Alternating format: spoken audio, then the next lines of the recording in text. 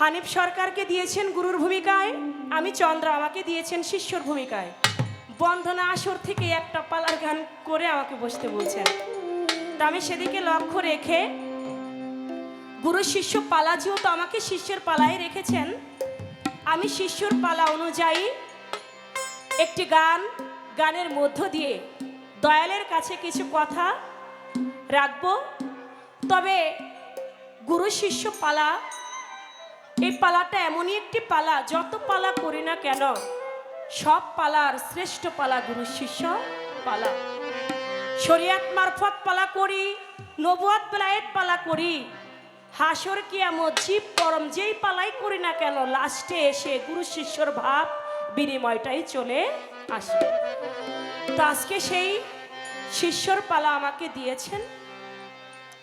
পালায় যাবার আগে যেটা একজন শিষ্যের করা উচিত, আমি আমার দয়ালের চরণে একটি ভক্তি দিয়ে আমি আমার শিষ্যের পালাটি শুরু করছি।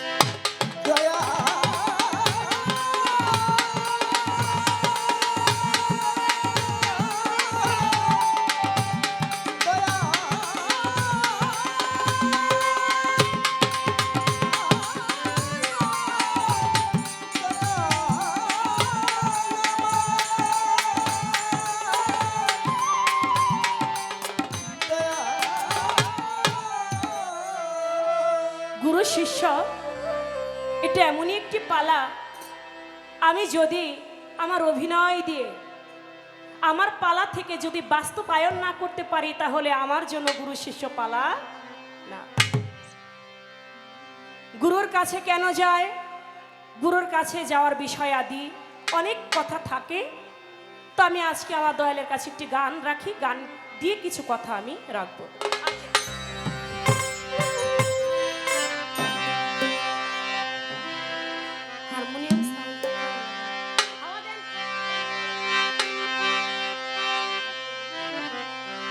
আমার দয়াল গুরু কি না জানে,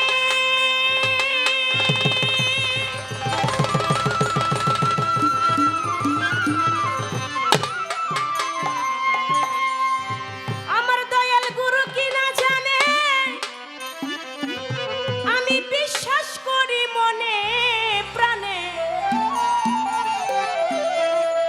আমার মনে যদি অসংশয়, যদি আমার গুরু কয়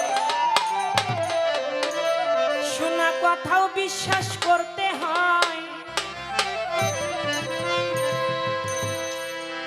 দয়াল গুরু কি না জানি, ওরে আমার দয়াল গুরু কি না জানে, বিশ্বাস করি মনে প্রাণে। আমার মনে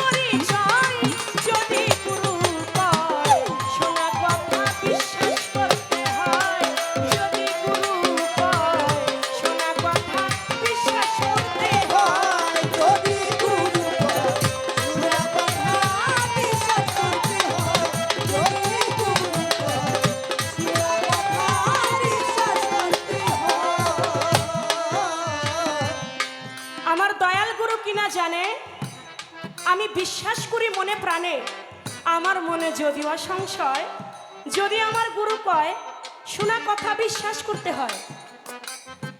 অনেক দিনের পুরাণ কথা, যা শুনলে ঘোরায় মাথা, দয়া করে বুঝাইবা আমায়। স্বামী নাই সে গর্ভবতী, তবুও 4 যুগের সতী, এক ছেলেকে স্বামী রূপে নেয়। বড় ছেলে তাই দেখিয়া লজ্জায় গেল পালাইয়া, মেজ ছেলে জন্মদাতা হয়। 2 ছেলে তার রতিরণে জন্ম নিল পিতৃধনে, ভাইয়ে দিল পিতার পরিচয়। এই যে তত্ত্ব কথা, আশা করি আমার দয়াল গুরুজি তার জ্ঞানের পরিধি দিয়ে আমাদেরকে সুন্দরভাবে উপস্থাপন করে আমাদেরকে বুঝাবেন। বিশেষ করে বাবা, বর্তমানে তো পীর অলিয়া উলিয়ার অভাব নাই, ঘরে ঘরে পীর মুরিদ, কিন্তু আসল পীর কয়জন এটাই তো বোঝা মুশকিল। অনেকেই এই পীরগিরিটাকে ব্যবসায় পরিণত করে নিয়েছে, কিন্তু আবার অনেকেই এই পীরগিরিটা আখেরাতের জন্য নিয়েছে, যেন আখেরাতে ভক্তদেরকে পার করতে পারে, সেই আখেরাতের জন্য এই পীর মুরিদিটা করে। আবার অনেকেই এটাকে ব্যবসায় নিয়েছে। আমি আমার দয়ালের কাছে জানবো, দয়াল গো, আমি একজন সঠিক গুরু আমি কেমন করে চিনতে পারি?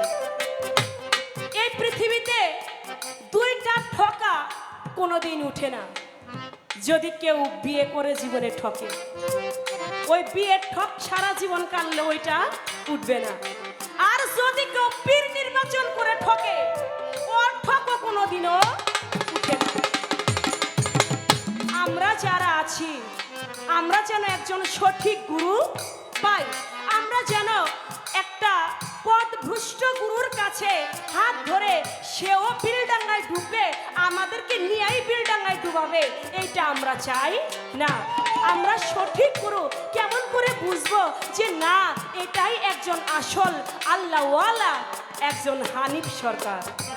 আজকে আমরা সঠিক গুরুটা একটু বুঝতে চাই, আপনি এই বিষয়টা একটু আমাদেরকে বলবেন। যারা সঠিক গুরু হয় তারা নাকি 8টি জিনিস বর্জন করে তারা গুরু হয়, আবার 8টি জিনিস তারা আয়ত্ত করেও তারা গুরু হয়। আপনি এই বিষয়গুলি একটু সুন্দরভাবে আমাদেরকে তুলে ধরবেন।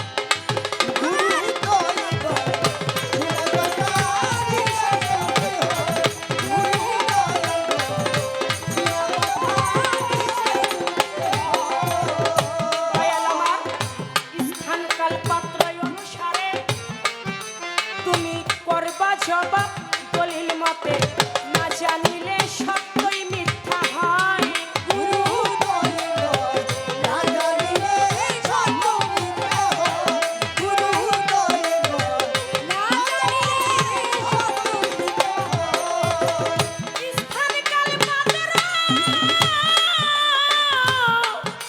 অনুসারে দয়াল রে বলবা কথা কৃপা করে, না জানিলে